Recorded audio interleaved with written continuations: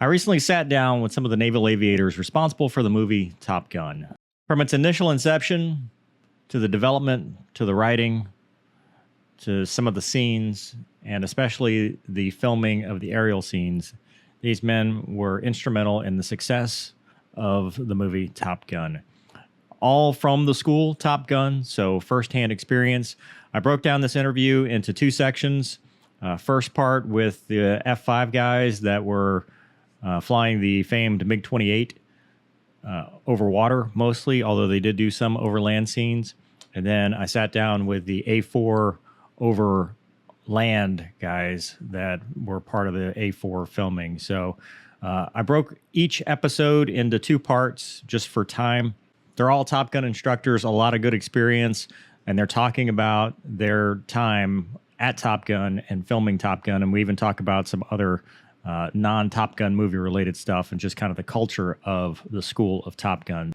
It'll all be one single playlist eventually, but for now, I wanted to release part 1 of 2 of the F5 group. If you want more information on the bios of each individual that's in this, check the description. They are very experienced, a lot of cool stories, just fascinating individuals. I really wanted to thank them for taking the time to sit down with me and tell how the movie Top Gun, which was so wildly successful, became the movie that it is today.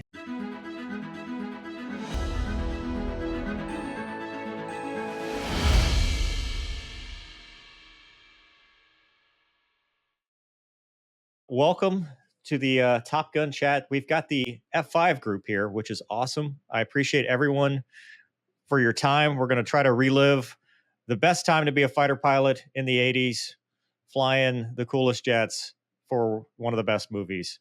And to start off, I yield the floor to Rat, who was part of it. Sir, how did they come to you and say, hey, we want to make a movie about what you do? We had an occasion when Otter and I were returning from Yuma and kind of landed late afternoon. We, admin back, and it had been a long day. So we were heading up into Hangar 1, heading to our offices, intending to roll things up and go home.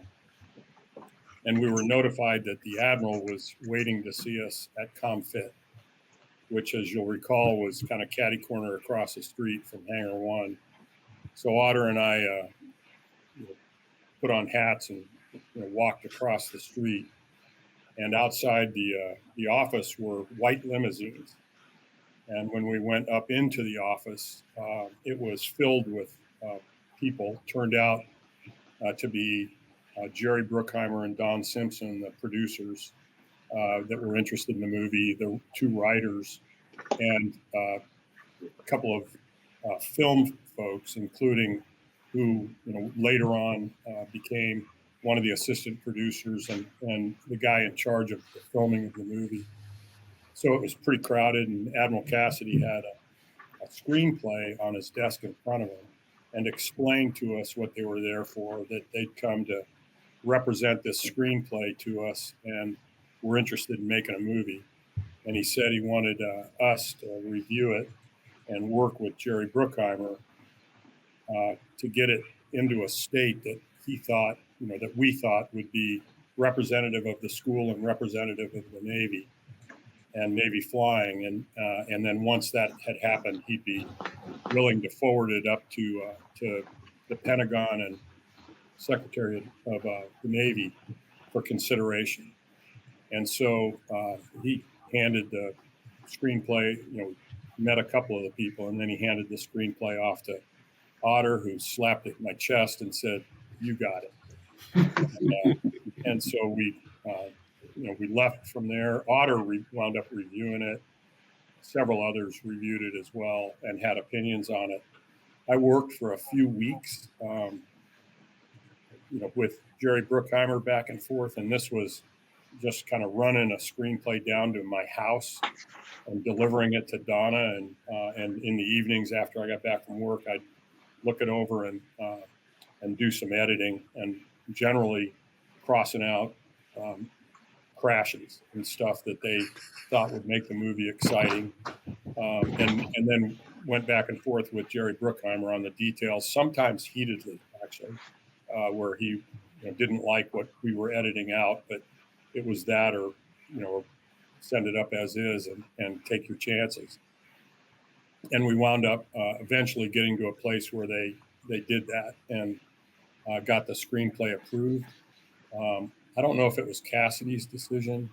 I got put in charge of aerial coordinator, so put in charge of the flying, and we were kind of off and running from there. We knew at the onset that this wasn't going to be successful unless we could co-opt all of the Top Gun instructors to make this a team effort. That was our real strength, and I think it was mentioned in the last segment that everyone but Pyro, I think, that was a member of the staff at the time, had the opportunity to fly in the movie. So we wanted to make sure that that happened. The F-14s came from VF-51. Lloyd Abel, Bozo, was put in charge of those airplanes. From us, they took 4 of the F-5s, painted them with black, kind of brainiac scheme of black rubberized paint. So this was Paramount's attempt to try and save the camouflage paint schemes on the airplane and not have to expense repainting them. And then the A4s were designated to be our school airplanes. So the black F-5s were intended to be the bad guys, and A4s the good guys. That's how it got started, and then it was all, it was the show from there. They brought a pilot down from LA that flew a Learjet with a periscope and 35 millimeter cameras inside. He was intending to get some of the air-to-air footage over the water. They hauled down a long-range camera system from Vandenberg Air Force Base that we wound up hauling up into the up into Fallon high desert with us to try to catch some shots up there. But by far the best filming, I thought, came from the 35 millimeter cameramen with tripods that were filming all of the scenes. We flew over the water, up over the land in the Fallon region. We even flew the actors out over the Chocolate Mountains, out in the desert, more local than to San Diego. Oregon, you were actually part of the Genesis, right? You became a centerpiece with an article. Yeah, it's funny because I think I mentioned this earlier.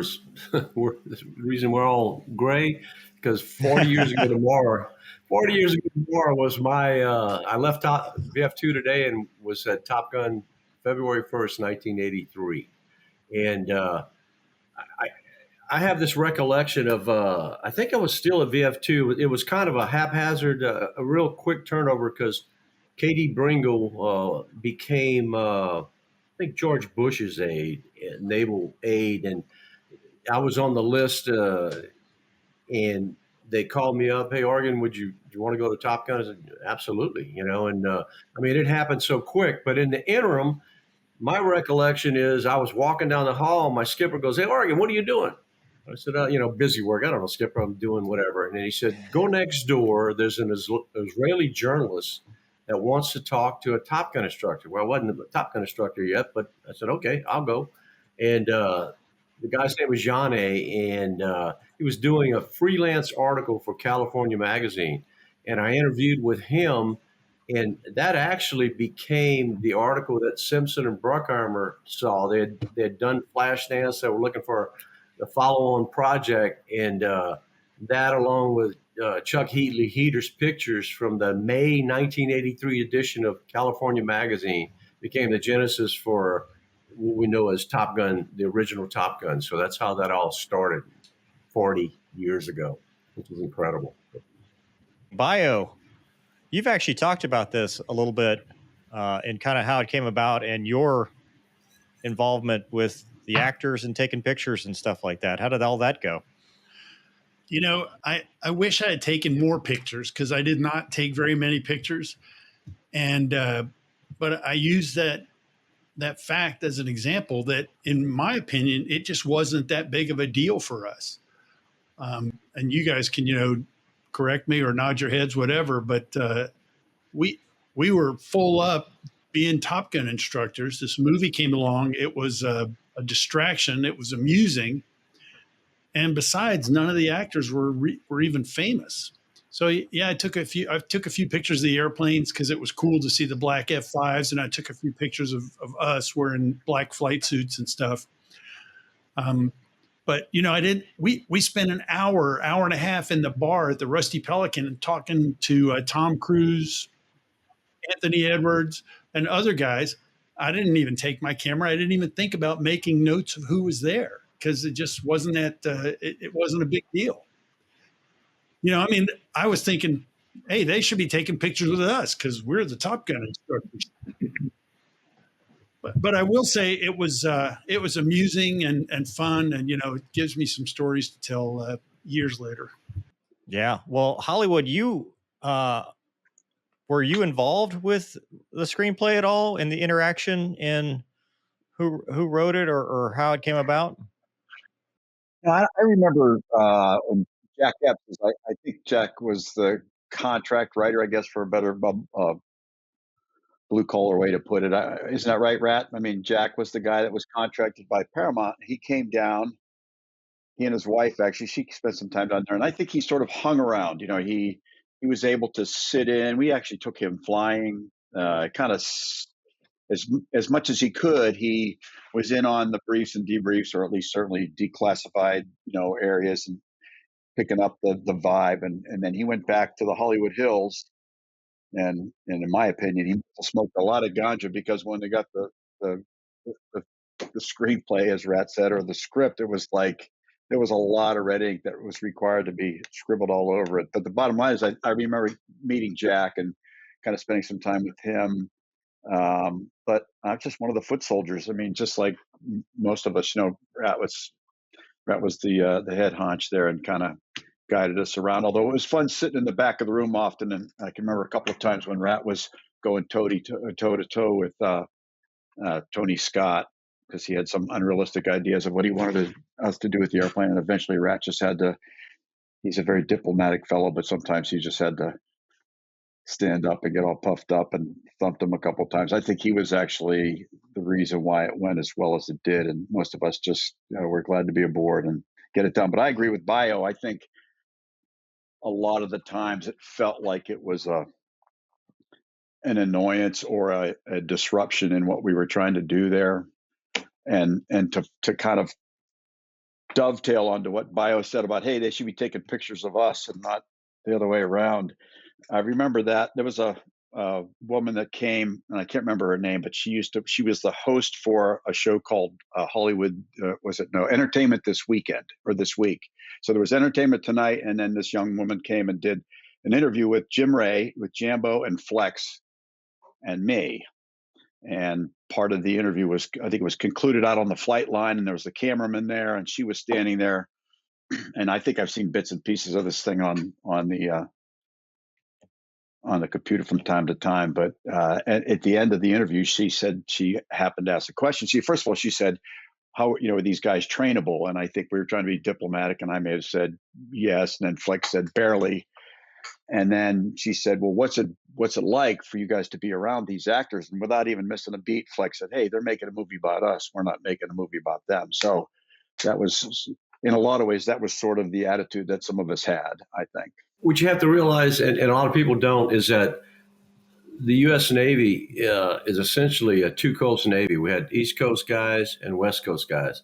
And rarely did East Coast guys, Hollywood's an East Coast guy, came over to the West Coast for Top Gun and other things. But because of the money involved to move someone, usually when you were an East Coast naval aviator, you stayed East Coast. And when you're West Coast, you stayed West Coast. And as such, Top Gun was a West Coast institution, and we get a lot of requests, like Wood just alluded to, for interviews, for, we're going to do this and we want to film this and that. But it was really isolated to the West Coast. Some TV stuff, a lot of newspaper stuff, magazine articles. But the movie, when that came about, that obviously elevated it to the next level because that went worldwide. So I just wanted to give your viewers or listeners an idea of how it evolved, because a lot of people that know of naval fighter aviation don't realize that, yeah, we're the same Navy and we fight together, but it's East and West Coast oriented. So Let's talk about the actual filming itself. We talked about overland with the A4 segment, but the F5s all over water, a little bit different of a problem. How did you approach that, and kind of what was the plan going forward? Yeah, thanks. The F5s were used, as I mentioned, as the adversaries in this thing. So most of the filming with F5s was over the water, but as we discussed in the last segment, we did take the F5s up to Fallon.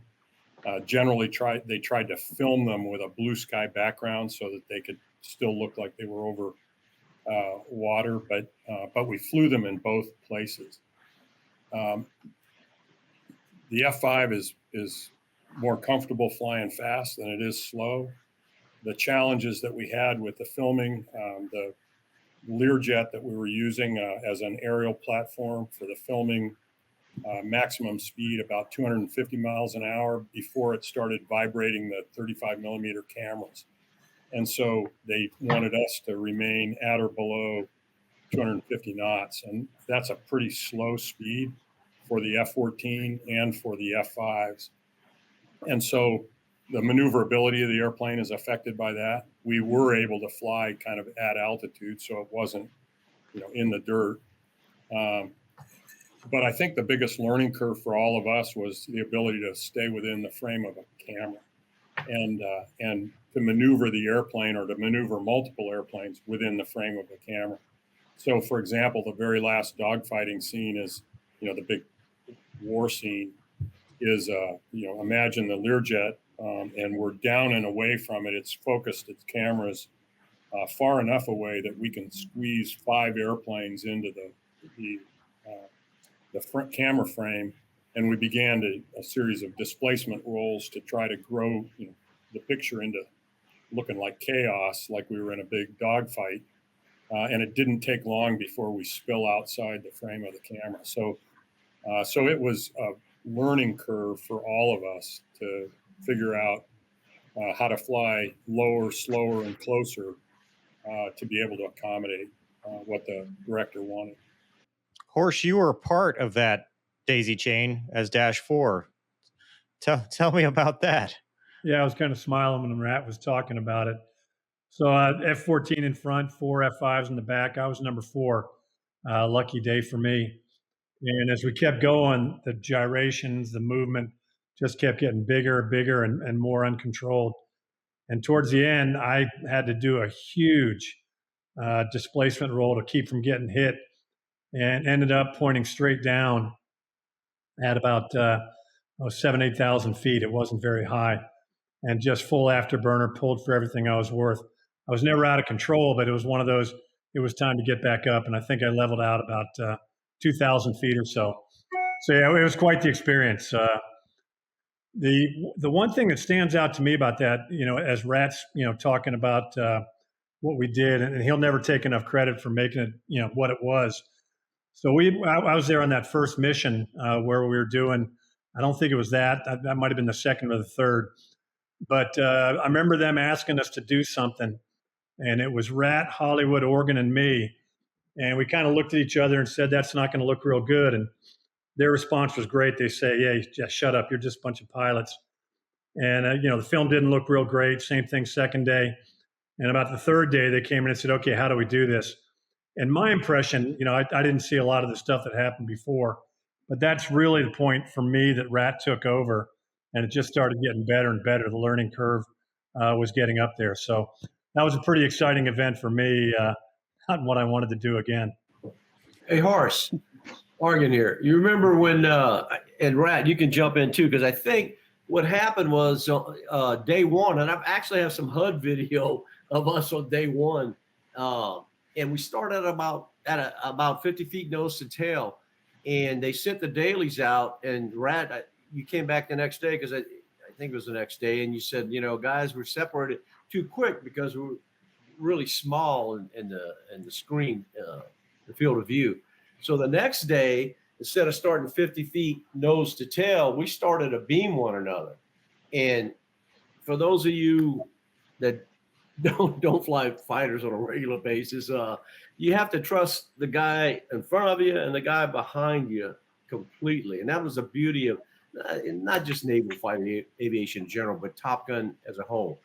Every one of these guys were professionals. And I knew as Dash 2 in that, Rat was the lead, starting to beam, that when they said action and we started rolling over the top of each other, that Hollywood and Horace weren't going to hit me, but even then at the speeds, we still got separation, but Rat, you jump in and interject if you want, but I remember you coming back and going, guys, we got to stay closer longer. So in essence. Yeah, Hollywood, you were in on this too, as well as the famous head-to-head pass. How did you set those up? The only thing I remember about that particular, the head-on pass, I think you're referring to the one where it was one of the few scenes in the movie where one of the actual actors ended up in the backseat of an F-14 without a bag up close to his face. I think it was Slider.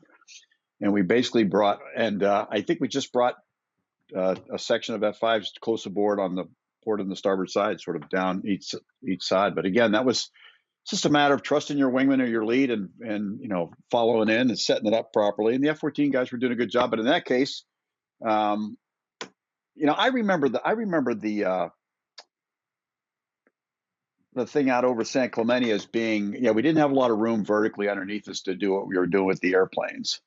And I remember there was a little pushback on that. They wanted us to get down on the marine layer and do some crazy things. And that's, again, we don't want to stroke Rat too much here, but he really did sort of finally stand up and just put his foot down and basically said, in effect, as I recall, hey, you tell us what you want and we'll tell you what we can do for you. Instead of having some guy like Tony Scott, who, had no idea how aircraft related to one another, how they actually looked in the air. He had his own preconceived ideas and really wasn't willing to listen. And then finally, Rat had to stand up and, for safety of flight, as much as anything else, said, we're going to tell you what we can do for you. Here's how we're going to do this. And from that point on, like Horst said, things really started doing well. Because as I remember, the first couple of, I don't know if it was days or maybe almost over a week, but most of what they shot ended up in the can because it wasn't done very well. Mover, we're listening to what Hollywood just related on that one pass, the head-on pass. Kind of makes me think about comparing the first movie to the second movie. Because in the first movie, we had a really hard time, I think, capturing the true violence of air combat. And, when you're trying to maintain sight of your opponent, manage your weapon system, make sure you don't hit the ground or run out of gas, concentrate on the mission that you're executing, and you're trying to do it all at 6.5 or 7 Gs. And it's exhausting and it's violent and it's hard. And it was very difficult with the technology that we had to really capture the true flavor there.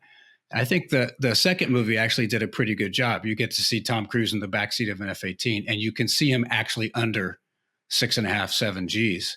And you start to get a little bit more of a feel. And I really wish we had been able to have better in-cockpit scenes of the actors themselves in that movie to kind of capture, with static, camera angles. It was just tough. So I don't know how everybody else feels about that, but that's one of the best things about the second movie, I thought, was capturing that violent nature. Bio, you had a hand in some of the dialogue, right? The cockpit dialogue in the movie? Yeah, Smegs and I went up. And again, this is where Rat made the decision. I remember coming into the squadron one day, and Rat goes, "Hey, Bio, you're going to Hollywood this afternoon." And so Smegs and I went up to Hollywood, Paramount Studios, and Smegs was John Semkin. He was a public affairs officer, former Tomcat pilot. And we helped them. The assignment was to help them write dialogue. But to get to that point, we had to put the film sequences together into something that made sense. And those guys, they were professionals of what they did, but they did not, as Hollywood, I think, just said, they didn't have an idea of how aircraft relate to each other. So, for example, they'd have, hey, watch this. They'd have an airplane go up and do a loop like this, and then the plane would come down like this. And then a couple of minutes later, there'd be film of it going up and then coming down. And Smegs and I are going, well, if it goes up this way, it's got. So we're telling the film editor this, And to his credit, he was like, oh, so he taught us how to run the film editing machine.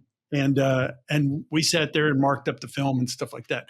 And then we showed the film, and we're watching what they're doing. And they said, give us everything.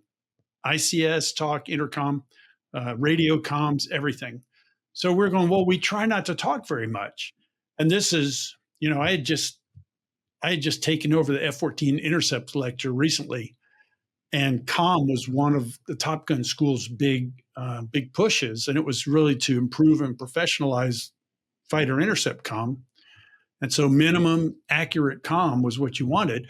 Well, the movie guys go, hey, we want a lot. So Smegs and I just gabbed it up, as a pilot in a Rio, or a ship and or a pilot and a wingman, lead wingman. So yeah, we helped them write some of that dialogue. Now I've heard other people say that they did very similar stuff, and that just reiterates that there were a lot of cooks in the kitchen that contributed to making it a good movie. Yeah. Bio, did you say do some of that pilot shit? Okay, Jaws, thanks for mentioning that, because that brings up something else that they did. Was I remember they went around Miramar asking people, what's your saying that you have about flying or in the cockpit or anything? And I think Sobes actually said that when he was flying one time. And so they wrote that down. My contribution, so they had that line, and they were going to put that in there, one way or another. My contribution was actually watch the mountain. Watch the mountain. Well, that was the only, catchy line that I said. And to tell you the truth, I mean, that was from a flight where I was flying with Jaws, and it was the most memorable flight of my entire career. And I mean, it was not a safety situation. It was just something I blurted out. And, but that's a whole nother story.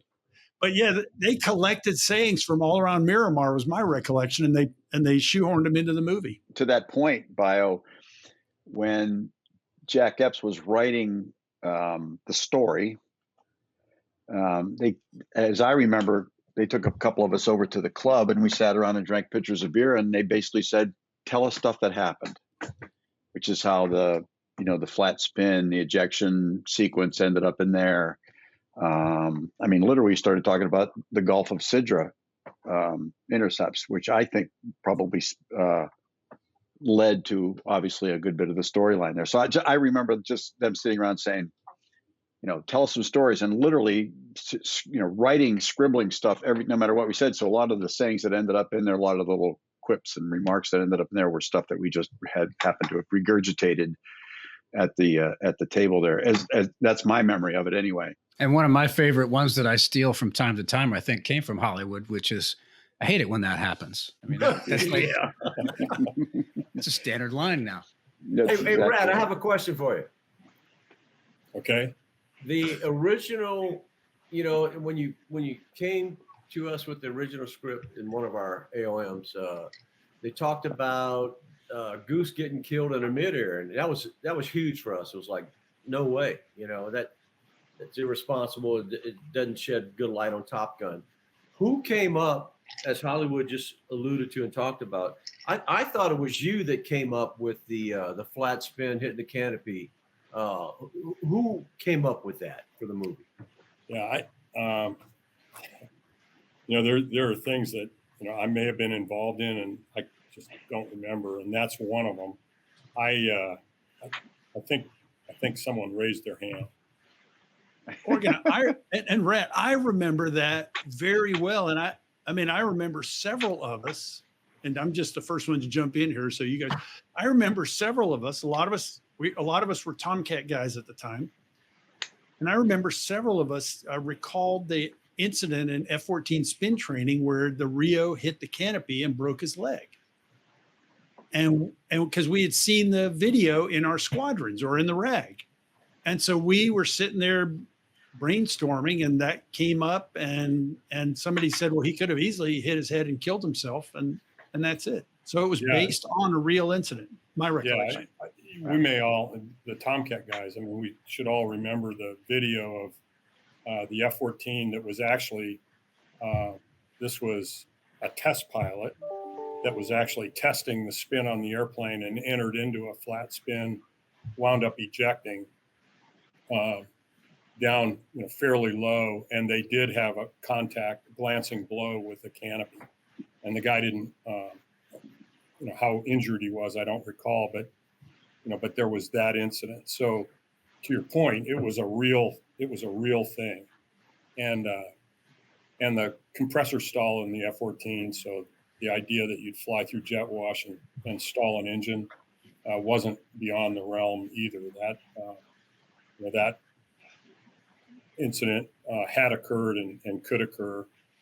I did have a hand in writing that, those narratives into the script for the court to go over, if you remember that, the mishap board or whatever you want to call it. So it was, from the sounds of this, it was a collective effort in trying to, as opposed to a midair, find something a little more realistic. I've had over the years, like a lot of things when it comes to Top Gun, especially the movie, I've heard a lot of different people claim credit for that. So I was just trying to find out who the hell actually did it. Well, I know Rat did not write the line, "Maverick's in a flat spin and he's headed out to sea." Yeah, I don't think anybody wrote that. None of No us. one will claim that. Well, I don't know, bio. Let's blame it on Smegs. He's not here. Yeah, there you go. Bio, is that not the Rio's? I mean, isn't that boldface to pop the canopy? I mean, did he not contribute to his own death? Okay, so as a result of that mishap, that's why they added that step in the boldface. As a result of Goose? No, as a result of the real world mishap.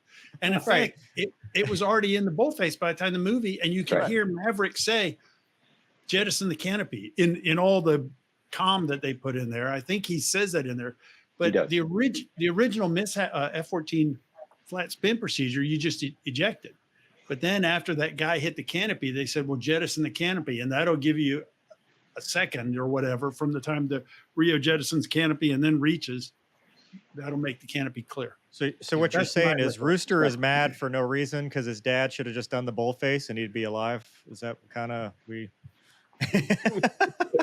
I don't think we can talk about that scene though, quite honestly, on a serious note, without remembering the stunt pilot that lost his life filming that. Yeah. He didn't make it out of it. So it just shows Art Scholl.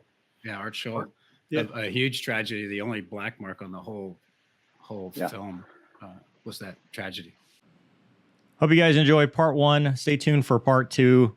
We'll talk more about some of the filming stuff, but also get into the culture of Top Gun itself and some of the changes of the actual Top Gun school going forward. Also, stay tuned for part 1 of the A4 group, which will also be coming soon. Thanks for watching. We'll see you next time.